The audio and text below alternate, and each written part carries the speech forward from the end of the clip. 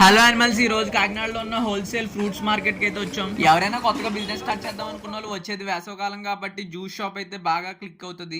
మన కాకినాడలో ఉన్న ఏకైక హోల్సేల్ ఫ్రూట్స్ మార్కెట్ ఇది ఒక్కటే.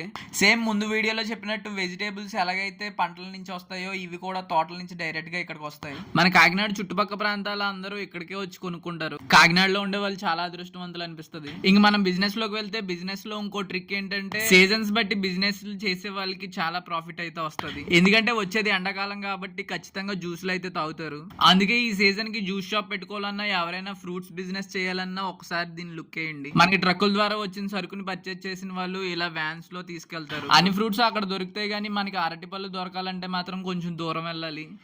ఇదే ఆ ప్లేస్.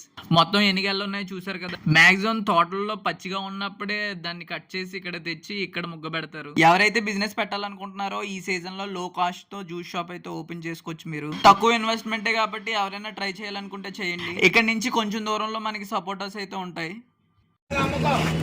ఎందుకు దీని అడ్రస్ చెప్పడం మర్చిపోయాను. ఇది వచ్చి కాకినాడ పెద్ద మార్కెట్. మాకు తెలుసులేరా. ఇంకో వీడియోతో మళ్ళీ కలుద్దాం. బాయ్.